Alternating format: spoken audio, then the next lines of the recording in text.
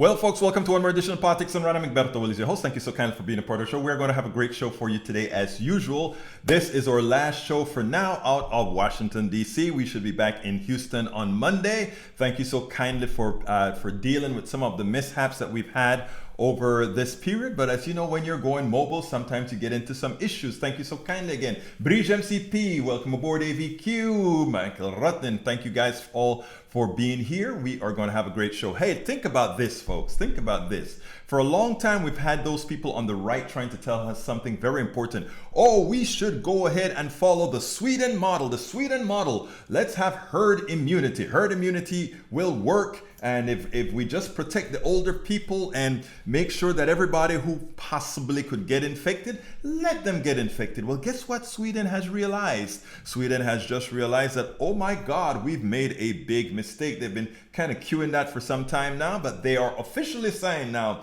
we made a mistake, and what are we doing now? We are going into some sort of a modified lockdown. We are making sure from now until February that things are going to be different. So, oh my God. Nanette Bird Smith, thank you so kindly for being here. My daughter is, every day we work on getting better. So my wife will be here as I take off to kind of assist her in moving forward again. But we will always make sure that our girl is in good shape. And I know my great guys out there, you guys are going to make sure to keep the positive affirmations out from my baby. But I know you guys are out there for me. Anyhow, folks, look, Paulette Stansel, welcome aboard. Wow.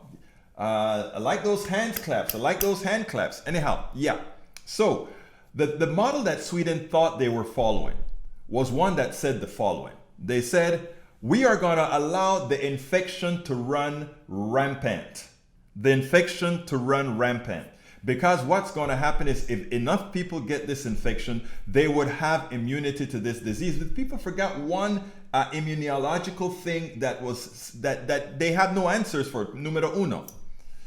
If somebody gets the disease the old-fashioned way, are they sure that getting the disease the old-fashioned way ensures that that person has immunity? If that person has immunity, for how long? So it is utterly irresponsible to create some sort of natural herd immunity. Whenever you hear doctors or immunologists talk about herd immunity, what they're talking about is the amount of people in the herd that's been vaccinated, right? Norman Reynolds, welcome aboard. That's what they mean.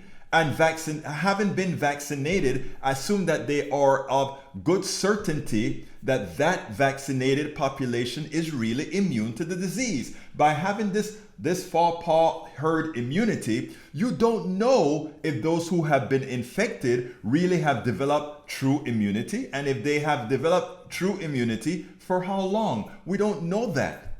So having such a policy makes absolutely no sense, and that is what our great Fur has been trying to push with the new quack that he has as his suggested doctor. Well, Sweden, the model that they wanted to follow. Sweden, the people that they were listening to and like to use as an example. In several shows past, I've pointed out that Sweden's economy has fared worse than those countries in the European Union who've actually done a full shutdown at times, including, let's say, places like Italy, etc. So we know that.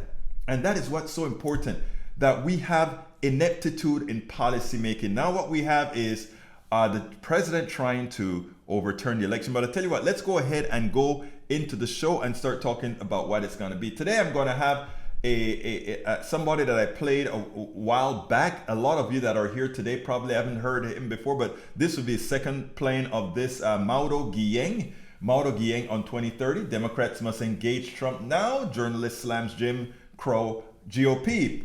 Now, Professor Mauro Guillen talks about 2030 expectations.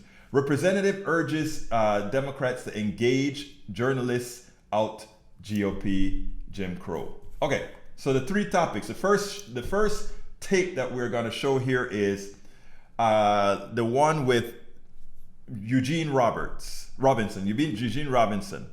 He has an excoriation for the president and the GOP, and he pretty much is saying people of color has no that the GOP while we would have liked both the parties to attempt to woo every identity, at this point in time, the Republican Party has shown the despise that they have for those people of color who have no intentions of, well, listen to Eugene. Eugene does it better than most. He's a Pulitzer winning guy. Now there's a little bit of echo on this, so forgive that for me.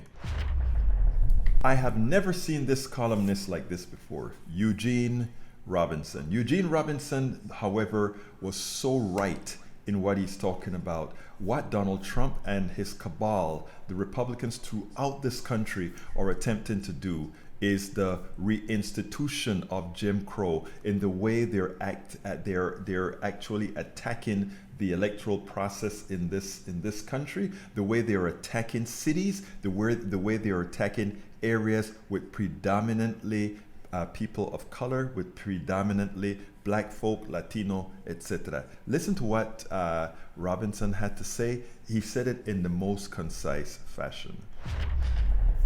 It is just outrageous. I just want to talk about how outrageously racist what Donald Trump is doing now, and what the Republican Party is acquiescing in and actively supporting, aiding and abetting. This is out of the Jim Crow playbook. They're trying to disenfranchise hundreds of thousands of mostly African American voters in Milwaukee, in Detroit, in Pittsburgh and Philadelphia, the cities they're so concerned about in Pennsylvania, in the state of Georgia, where there was good black turnout, in the Atlanta area, in Savannah. This is the kind of thing they're trying to throw out those votes. Basically, they're trying to disenfranchise hundreds of thousands of black voters.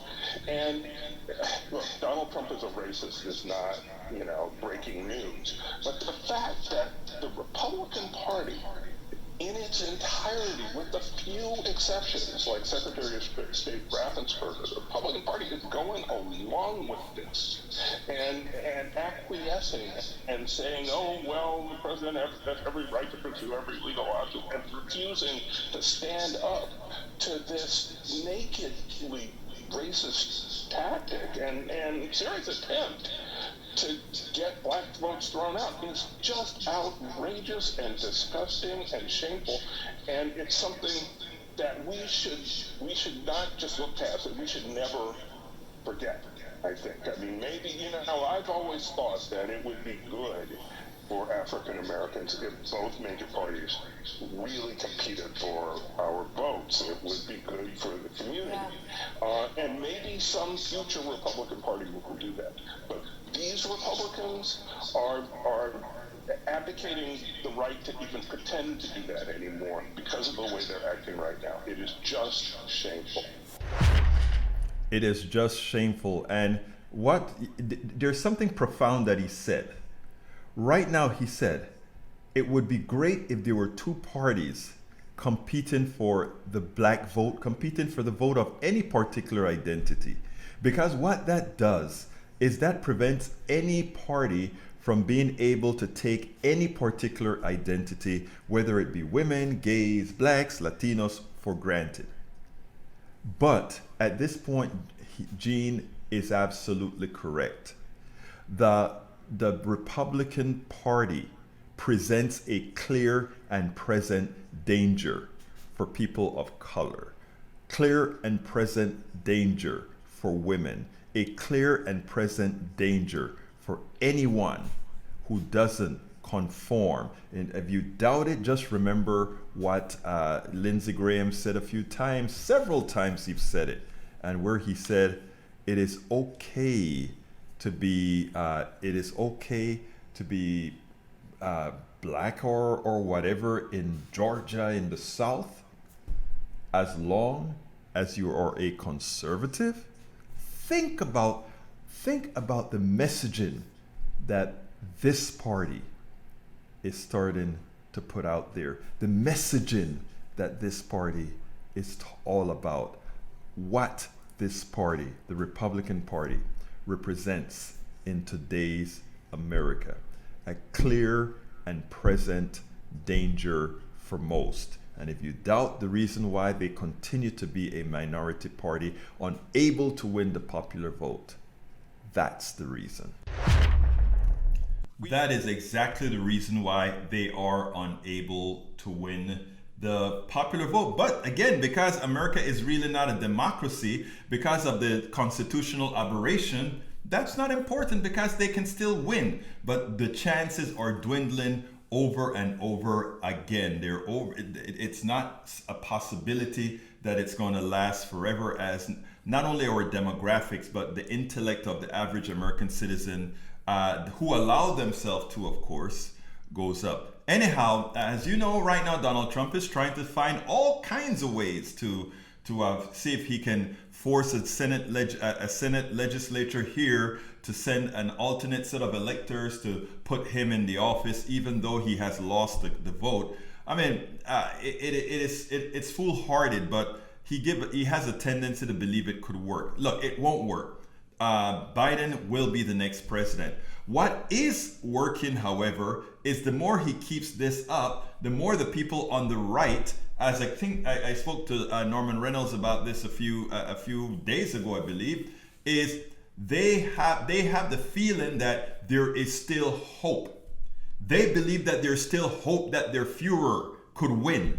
They believe that El Señor Trump somehow will be able to pull it out.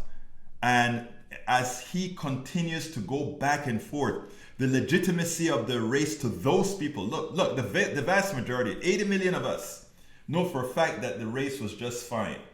But there are so many who will use this as an excuse that their guy lost, to believe somehow that this isn't right, and that these guys are fighting so hard may give them some sort of an impetus to believe, oh, it must be rigged. Anyhow, one of the reasons that can go by is Democrats continue to be so silent in the aggregate. The leaders have been so silent as opposed to really pointing out realities. How the hell, Trump, can you really think that you've won? When your House Republicans did very well, you didn't, but House Republicans did very well. Are you saying that our tricks decided to vote for Biden, but then vote for you guys? No, here's the deal that you find hard to believe. You were rejected not only by Democrats and independents, you were also rejected by Republicans because they voted for representatives while they voted against you. So if you're trying to say the election is rigged, it was an interesting kind of rigging because Republicans, Congress people did very well. Republican senators did very well, but Donald Trump didn't. I think it's time that you lived up to the reality that a piece of the nail in the coffin of Donald Trump's election, or lack thereof, to become a second-term president wasn't solely at the hands of Democrats, but also at the hands of Republicans who didn't pull the lever for you as they pulled the lever for their Republican Congress person. Remember that. And you know who is really starting to say it's time for Democrats to talk out? Check this out. Congresswoman Jackie Speier has an important point to make. And I tell you what, it has to do with messaging. It has to do with the assertion of power. Let's listen to her and then we'll take it on the other side. This president now is doing everything in his power to become a tin pot dictator. He is trying to throw out an election. He is trying to replace people who do not follow his script with people who will be yes men. And we are losing our democracy in our front of our eyes right now. And as Democrats, frankly, I don't think we're speaking up loud enough. I think that President-elect Biden needs to take the kid gloves off now and start pushing back. And that may, in fact, require him to go to court. But this now is reckless. Donald Trump has lost the election by 7 million votes and by 72 electoral votes. He cannot somehow suggest that he can become the president-elect under those circumstances. He's lost. He's a loser. And it's time for him to suck it up and recognize that he's going to be kicked out January 20th, and his responsibility now is to protect our country and to give the new president-elect all of the tools and resources he needs in order to prepare for his inauguration and taking the reins of power on January 20th. This is important because right now, everybody from the media to the Democratic Party to the Republican Party, they're all sitting back waiting for Donald Trump to concede, waiting to see what Donald Trump's next move is going to be. We don't give a damn what Donald Trump's next move is going to be. What we care about is what is going to be the new presidency of Joe Biden, and nothing else. To give the power to a loser, as she mentioned, Donald Trump is the loser. Donald Trump has lost the election. He has lost the election by a landslide in popular vote and a landslide according to even his definition in the Electoral College. There should be no more concern, no more talk about whether Donald Trump is going to steal the election, because that is not a possibility that will be allowed or should give anybody the impression that it's allowable. Right now, Donald Trump is inching on his own base to believe they have the possibility, that there just may exist a possibility that this man can stay in power. The more we leave that messaging out there, that maybe there's a possibility, some people will gravitate towards that. The reality is we have to come out now and let it be known that Biden will be taking power, and that Democrats and all those who support Biden will be there ready to embrace that, and we care nothing about what Donald Trump has to say. The problem is we have given this paper tiger more power than he deserves. We have allowed this paper tiger to actually talk the narrative and give the impression, like a TV show, that he has any sort of control over this system. He does not, and it's time for Democrats to spine up and make it clear to the country, from every single elected Democratic official, every single Democratic executive. It is important that this is said, this is placed into the ethos, and the messaging makes it clear. Donald Trump is a loser who is going out of the White House on January 20th. Out of the office on January 20th. Okay, folks, Nanette, let's see. Nanette, I need to look that up for you, don't I? As far as what's the best place to donate for Georgia. I am not sure. Let me make sure that I find something reputable there. Daniel Ledo wants to know, why don't I want election integrity? Are you kidding me, Daniel? Common sense. Common sense. Republicans did well in the House races. In the same ballots that brought House seats, new House seats to Republicans, on those same ballots, they fired Donald Trump. There were a lot of, you see, the problem is within the Trump clown house, within the Trump cult. You guys have a feeling that somehow the rest of the world thinks about that heathen the way you guys do. Many of our evangelical leaders that love this guy somehow have the belief that the rest of America, that the rest of the world think positive of Donald Trump. Donald Trump to the rest of the world is a joke. Donald Trump to the rest of the world is a loser. Donald Trump to the rest of the world, as far as his intellect is concerned, is a dummy. That is how the rest of the world views him, because that is who he is. He lacks the intellect to be president of the United States. He accidentally became president because of an anarchism within the Constitution, because of an aberration in the Constitution that allows something like this to occur. But remember, the rest of the world, much smarter, understands that what we have in the White House is an aberration. Let's remember that. That is extremely important to understand. No doubt about it. Let's see. Let me go ahead and welcome my people here. Welcome Deborah Stubbs. Welcome aboard. Nanette Bird-Smith, British MCP, Daniel Lado. Let's see. Nanette Bird-Smith. Just me. How are you doing, Just me? Who else is here? Bear with me as I scroll down. Michael Rudnin, Tank 28. Mark Smith from London. Welcome aboard. Let's see. Who else is here? Bear with me as let's see, I'm coming down the pike.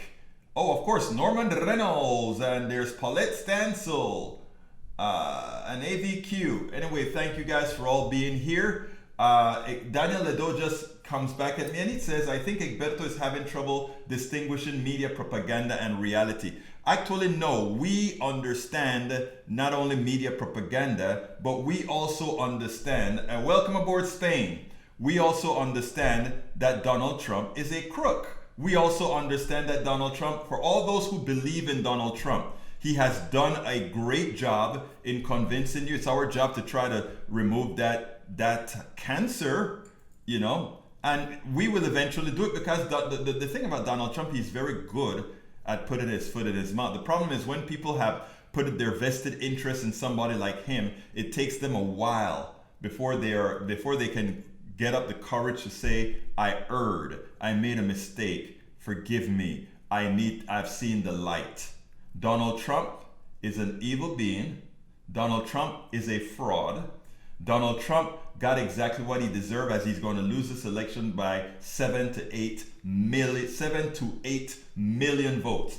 That's a landslide. That's an aberration. Or rather, that's a landslide. That's not an aberration. The word that I want to use, that just shows how much he isn't wanted as the leader. That shows that most Americans understand that we don't want him. It's a repudiation of the evil one. But anyhow, let's talk to Senor Mauro Guillen, and then we'll take it on the other side after that interview.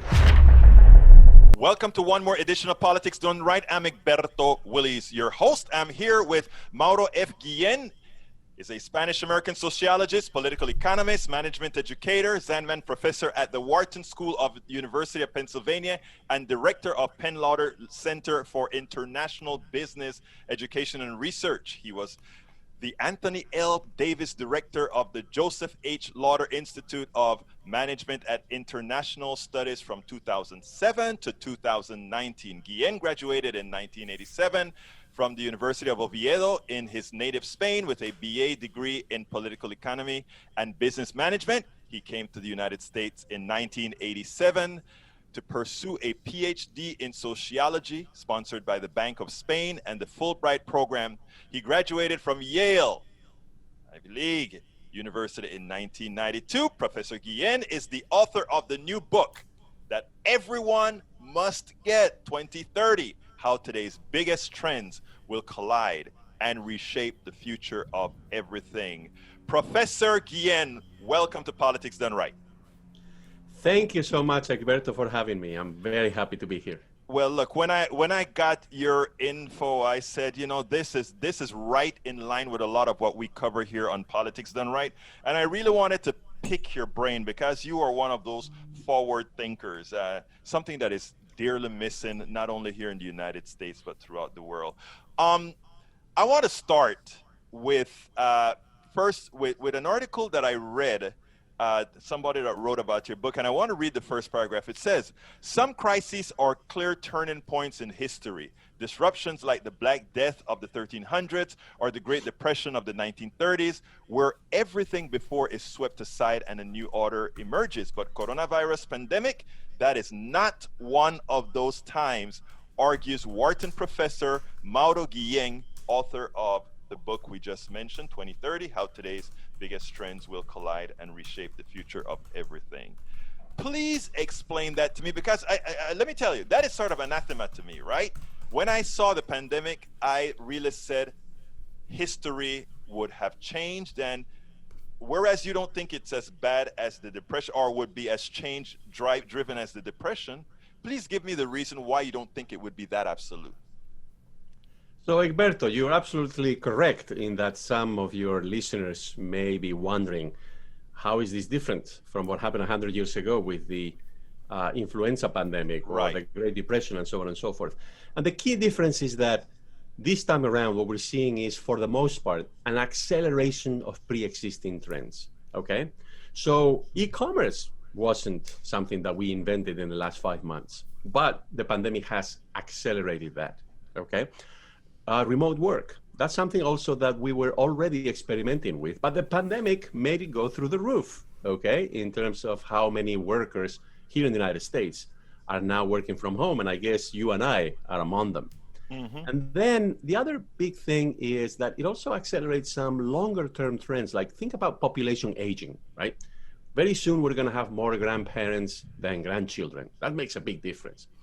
Well, the pandemic is also going to accelerate that, because when people lose their jobs or when they see that there's a lot of uncertainty, they postpone having babies.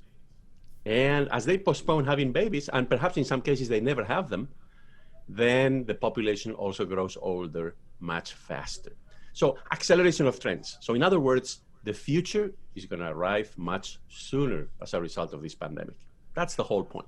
Now, so let me give some context to that. What would you say? Let's take the Great Depression as, I don't want to use the flu, the past flu as an example, but I want to use the Depression as an example. The Depression showed us that we needed to have a whole lot of social structures, socioeconomic structures to mitigate what, let's say, how capitalism functions. Now, when it comes to what the pandemic shows, I think here in America, not necessarily in the European countries, because they are much better prepared with a good socioeconomic state. How would you say it would change America proper? Wouldn't it be much bigger, let's say, in what we see as a dependence on government than what occurred in let's say the 1930s? Yeah, so that's a wonderful question to ask, and you're putting your finger on what I think might be a parallel between what happened in the 1930s and what happens this time around, in the sense that we're going to see the government playing a bigger role. Today, as you know, in the papers everywhere, we see this headline that for the first time, debt in the United States, the national debt, has exceeded the size of the economy, gross domestic product, right? Amazing, yes. So that's a milestone, that's important. But let me give you another specific example. The pandemic will lead to more automation. And we know that because, to maintain social distancing, companies are putting in machines, or they're putting in automatic checkout registers at stores and so on and so forth to avoid contact.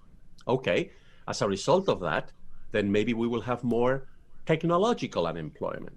So what's the solution to that? Well, the solution to that is perhaps a universal basic income. So I'm not necessarily advocating for it. In fact, I have some misgivings about a universal basic income.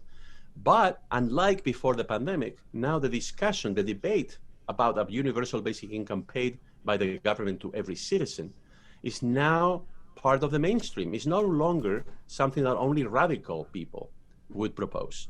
So you're absolutely correct. There are some parallels. I think in the 1930s, the government in the United States, in Europe, came to play a more important role. And I think something very similar is going to happen again in the wake of this pandemic. There was a reason why you're here. That is such a very important answer that you just gave there, because I think you've shared something that I think many don't see immediately. During the last 40 years, we have had a huge increase in productivity. Mm-hmm. And that has not paralleled an increase in wages to take advantage of that productivity.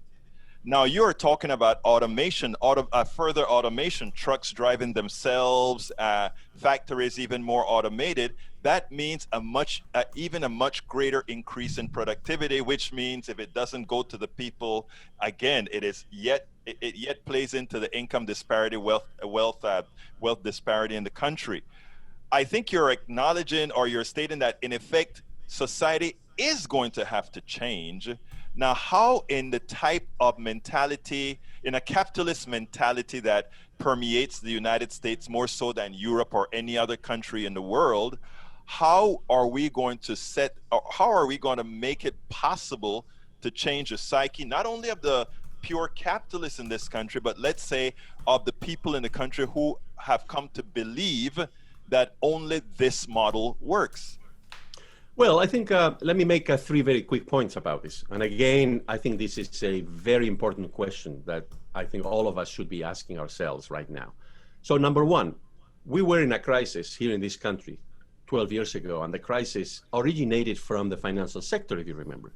And without the swift intervention of both the government and the Federal Reserve, we wouldn't have been able to weather that crisis. How do we know that?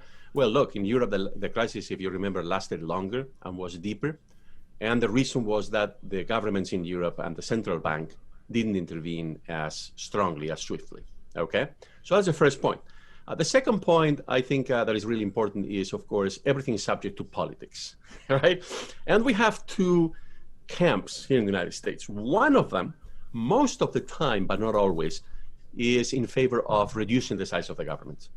And the other is most of the time more in favor of having the government play a key role. So I think, thinking in terms of the election that is coming up, this has not yet been put in such stark terms as I'm doing it now. But I think implicit in some of the proposals by the two candidates, we're seeing that there is a political debate going on as to what is the proper role of the government, right, of the state, of the federal state, of the federal government in the United States when it comes to coping with this crisis, right? And then the third point that I would like to mention, going back to the extremely important remark that you made about inequality, this crisis is accelerating inequality, okay? So people with less education, they cannot work remotely. They have to go to work. If they go to work, they have to use public transportation. So they're more exposed to the virus. And we also know that minorities such as African Americans and Hispanics, they're also being more affected by the crisis. So inequality is growing. We're going to have to deal with this because otherwise it's going to destroy the social and the political fabric of this country. We cannot tolerate even higher levels of inequality of what we currently have, because as you know, they're already at historical highs, like paralleling what was going on 120 years ago during the so-called Gilded Age. Right. When the Carnegies and the Mellons and the Rockefellers were the business giants of the time, right? So I think that, especially from a political point of view, but also from an economic point of view, and that's why I always end all of these, answers with, what is the business case, right, for a different path here? We are in a consumer-oriented economy. So right now, the only thing preventing us from falling off the cliff is the government. As you know, people are suffering. And we need to use the government resources in a wise way. I'm not saying on a permanent basis, but certainly to take us out of the immediate problem that we find ourselves in. I have sort of a double question here. First of all, we talk about having a debate in two different forms here. Let me ask a question, and I don't know if you want to answer it or not, but I hope you do. I don't see a debate in the country, really, right? First of all, I don't think we have the intellectual input on the side of the presidents, and it's not even only the president. It's a president has an unintellectual team, a team that's not based on numbers. That's how I see it. That's how many people see it. You can't have a debate if you don't have with what to debate. Is that what people in your domain see at all? I mean, you're at one of the premier business schools in the country. Absolutely. I don't see how Donald Trump is taken seriously where he went. Absolutely. Look, Alberto, I think there were two key messages coming out of the Republican convention last week. The first is that there's no platform. They didn't pass a platform, as you know. And a platform is essentially a set of goals that the candidate would like to pursue if reelected, in this case, to office, and a series of policies that will help the country move towards those goals. That's absent. That's the first point. And then I think very importantly as well, the second message that came out of that convention, the Republican convention, was that this is all about Donald Trump, and it's all about whether he can be reelected. And as you know, for presidents, it's very important, in terms of their historical legacy to be reelected, because that's kind of a validation of what they accomplished during the first term. Now, obviously, the pandemic has changed every conceivable calculation, right? I mean, Trump did have certain accomplishments, let's say, as of the month of February, that he could use, right? I'm not saying that I would agree with it, but that he could use to make the case for a second term. And the pandemic, and I think also the racial injustice issue that has become so prominent right now, for a good reason, has also essentially redrawn the whole situation. So you're right. At some level, there's no debate, because one side here in this campaign is refusing to have a debate about ideas, about what kind of a society, what kind of an economy we want to have. I'm completely with you on that. I think from that point of view, we really don't have a debate, and we should have a debate. So let me amend what I said earlier by saying that the situation right now calls for a debate. We should be having a debate about the role of the government, about what we want to do with this country, and how we want to get there. Now, you're a professor at a business school. You're an MBA as well, among other things. You're an economist. Now, one of the things that I've always argued with economists, with Western economists about basically is a statement that I heard you make as well, which is what you always think whenever you ask questions, you always think about business. Elaborate on that for me, because I have a different take on that, and I'd like to. I am so impressed with just the table of contents of 2030. I really am. I am fascinated by somebody who put up all those subjects together in that form in one book. So I want to ask, why did you say whenever you're looking at problems, you always think business? There are several ways of making the case, right? That we need to move forward in a way that is different from what has been done in the recent past in this country. So you can make a political case, and I think the political case, the main argument there should be the levels of inequality that we have in this society right now are not good. They're not good for many reasons, okay? So that I think is the political case to be made. But there's always also a business case that one can make. And I think what makes an argument particularly powerful is if you can end up in the same place, meaning recommending the same kinds of actions, whether you make the political case or you make the business case. So I think the two are most of the time things that can reinforce each other. And that to the extent that they reinforce each other, then we can move forward more quickly, right? So I don't see them as being incompatible with one another. Although I should say there are some politicians who try to pass legislation or executive actions that benefit business, but don't benefit the common people. And we're seeing that, by the way, with the enormous bifurcation that we see right now between Wall Street and Main Street. So the stock market is doing really great, but obviously people are suffering. We have high unemployment, and we have people who are going hungry, which is, in this country, in the United States, it's just astonishing to realize that we have children going hungry. So for me, as a business school professor, but also somebody as a sociologist who cares about society, I think the best is when we can coordinate the political case and the business case, right? That's when things actually happen. And that's when I think we can implement change that helps a majority of the population. I think that is actually a great clarification, because I mean, you weren't put in business first, you're put in business in parallel, which is something, my tenet is that we think about what the system that we want. We think about how we want humans to live, and then we create a business model around that. Is that congruous with your idea? Absolutely. And let me take the argument one step further, which is when people hear the word business, they think about large companies. They think about, right now about big tech, right? Mm-hmm. Which of course they're doing extremely well. Right. But there's a lot of ordinary people in the United States who are business people. Right. Who have small businesses. And as you know, they have been devastated by this pandemic, especially among minority communities.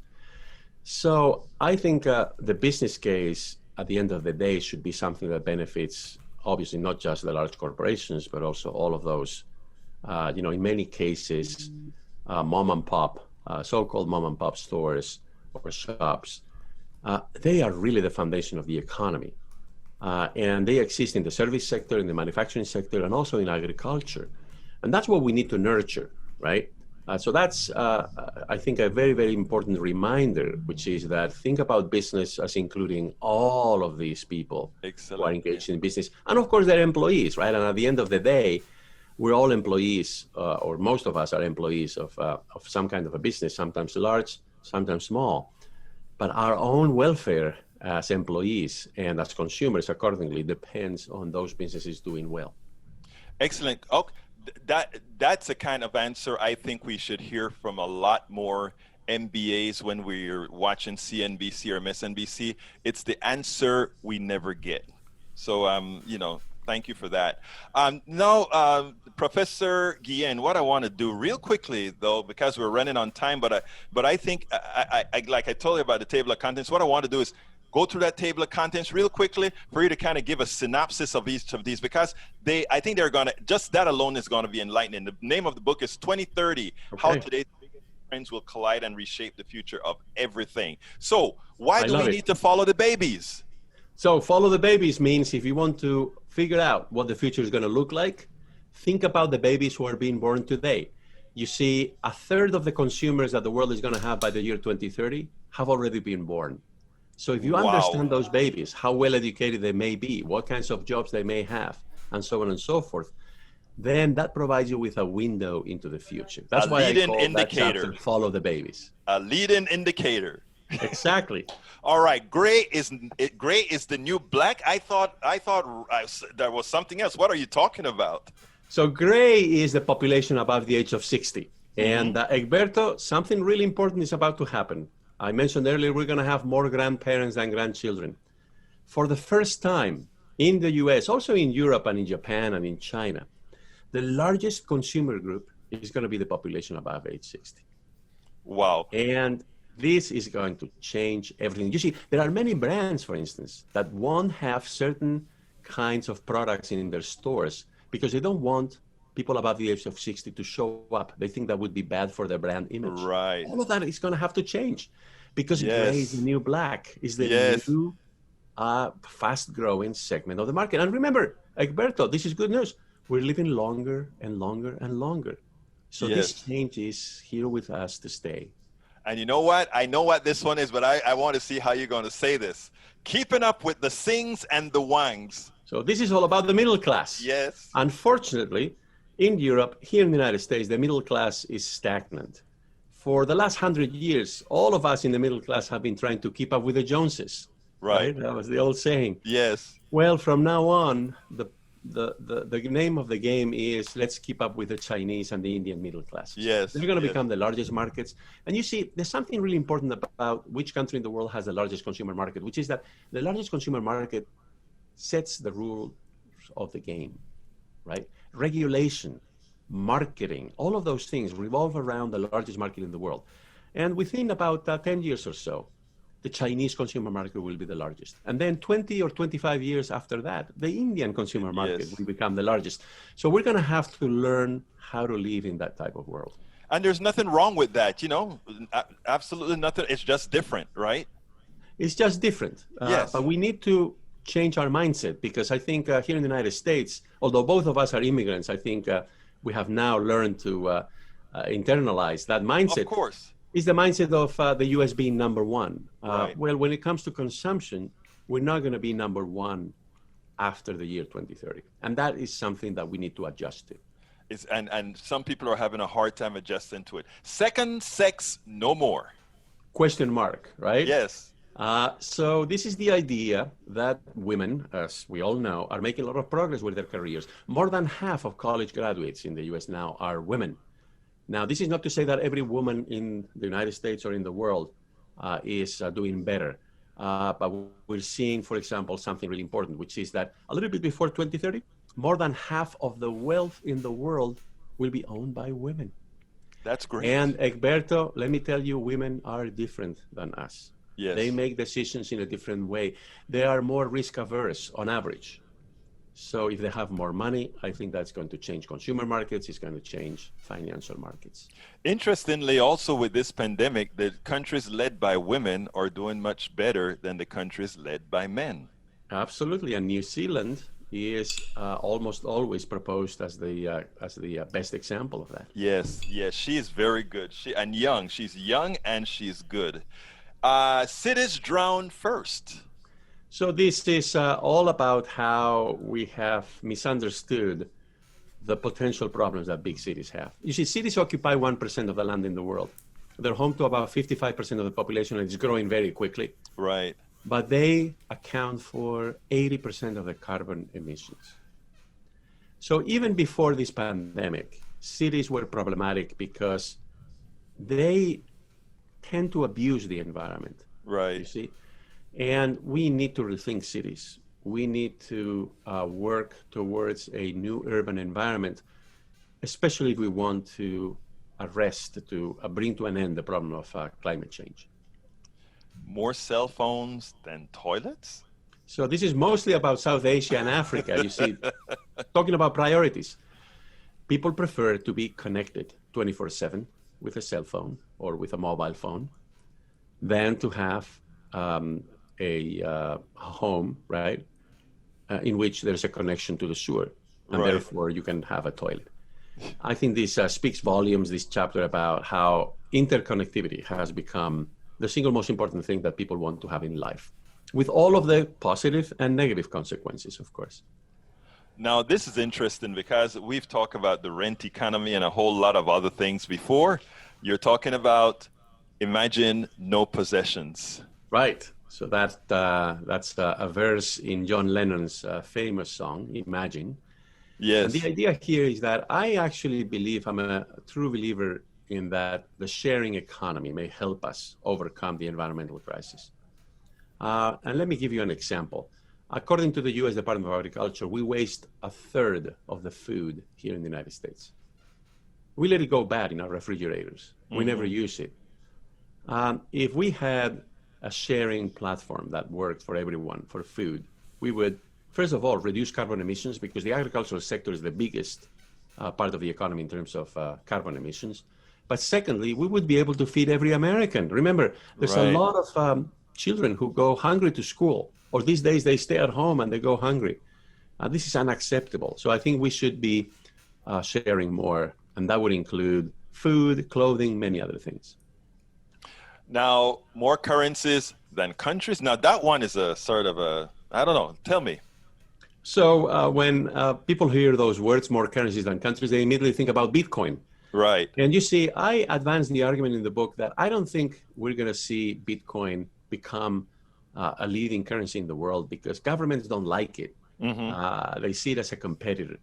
So I think we need to broaden the concept of cryptocurrency. If cryptocurrencies or digital tokens are just a substitute for money, I don't think they're going to be tolerated by governments. But we could add other things to digital tokens, like incentives, for example, to be more environmentally conscious. Or we could track with them the provenance of the goods that we purchase. Or we could vote with them. So I think the future is digital tokens rather than cryptocurrencies themselves, with those tokens actually including a cryptocurrency. Professor Guillen, you are in fact a thinker.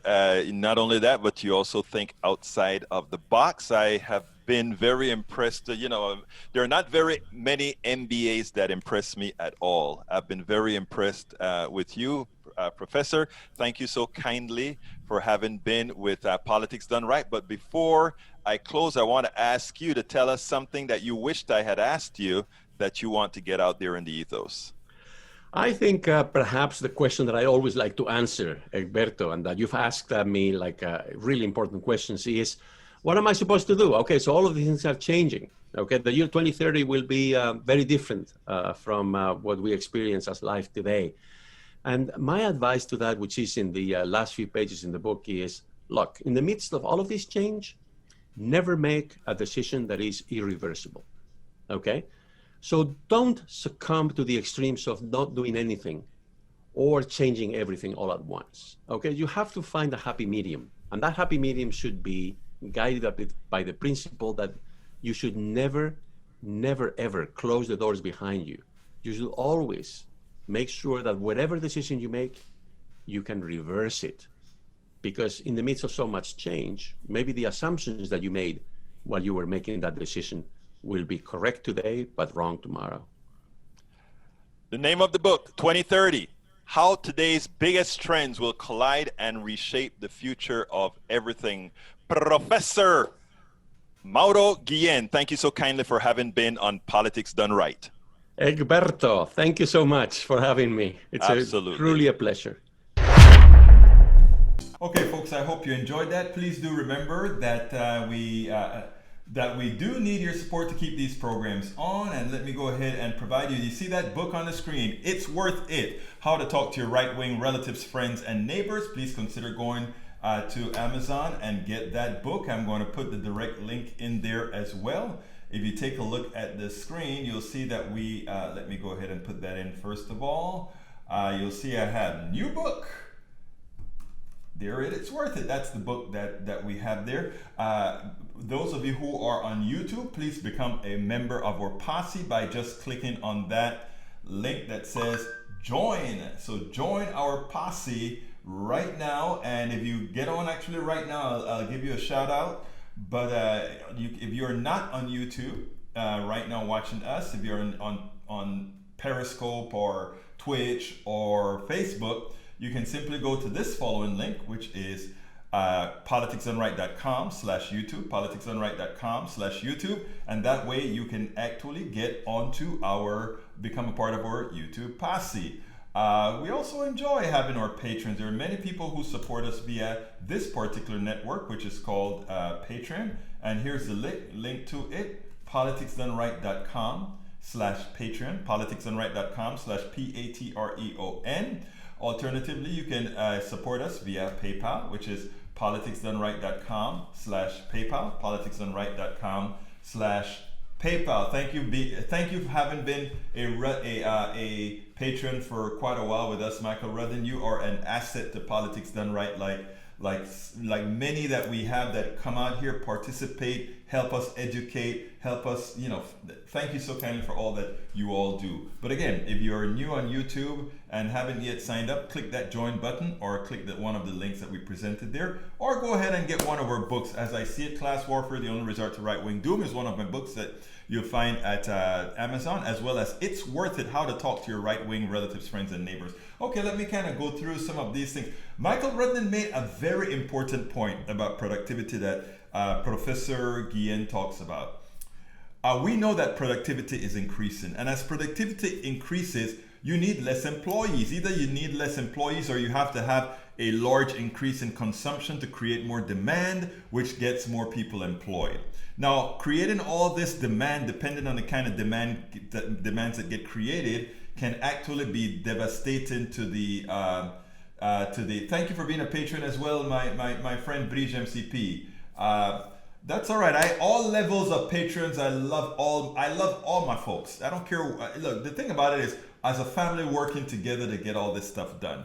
Let me tell you now. As far as going back to what Brother Rudnan had to say, as productivity increases, if we don't have a increase in demand above that of productivity, we also need less employees, and less employees mean an increased unemployment, or we could talk about a reduced work week with the same type of salaries to ensure that we can actually keep the economy going. But Michael Rudden talks about something that we should always take into account, and that is the profits from increased productivity should be reinvested right back into the people. Maybe a stipend for everybody known as UBI, a Universal Basic Income. I believe wholeheartedly in Universal Basic Income. Everybody gets a check from the government, from society, from what we've all done together to create a society. It's not welfare, it's not a giveaway. It is just the engines, it's just the grease to keep society moving, to keep the economy moving. That is what it's all about. Now, I find it ironic for those people who would complain about things like UBI. They will not have a problem with a stockbroker selling a stock and making 10% on the sale, or somebody that's sitting down on their butt doing nothing and making money on the stock market, which is nothing more than working off the backs of others, right? In other words, if somebody sells a stock because its price went up, because the company had better productivity or sold more product, that person who made that profit on that stock is making it off of your back. He is the freeloader.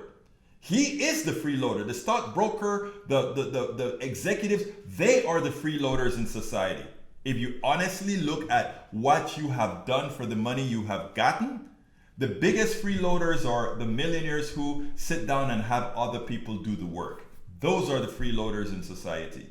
And once we change our mode of thinking, remember they had to teach us that there was something special in executives and stockholders and so forth that made them special. No. Is Donald Trump's kids special? Can they make anything? No. But they're quote unquote rich. Are they deserving? Hell no. So one of the most important things we have to learn to do is to change the modality in the way people think. UBI requires zero risk, stocks not so much. No, that's crap. That is what you were indoctrinated into believing, Mr. Ledoux. A person who works for the person who owns the stock. I love to see when they say, oh, the stockbroker has taken the risk with his money, or rather the investor has taken the risk with his money. And then that guy who is building Hoover Dam, he says, yes, and the stockbroker has taken risk with his money created by somebody else while I take the risk with my body. That guy who works in the refinery and inhales all those carbides, you know, he is risking his health while the guy who's sitting down in the tower in Houston, Texas, breathing nice, clean air, what has he risked? Nothing but his money. The other guy risked his life. We have allowed the Powell Manifesto to teach us something about economics that is all wrong. The people who make the economy roll, or you all. So we are coming to the end of this program. Thank you so kindly for having been here. You know how I end this program. My name is Egberto Willies. This is Politics Done Right. And you know how I end this. I am what? Let me find that correctly. Out! We spend a lot of time deconstructing the news, trying to parse it into a form that everybody can understand. We try to find those little nitpicks where it flies above the fray, etc. If you really like these videos that we do, I want to ask a big favor. Please go ahead. Number 1, subscribe to our channel. And number 2, please join if you can. Thank you so kindly for watching. Keep watching. Please remember to share. We must populate the entire internet with our progressive message, a message that we know is what most Americans say that they want. So help us, please join.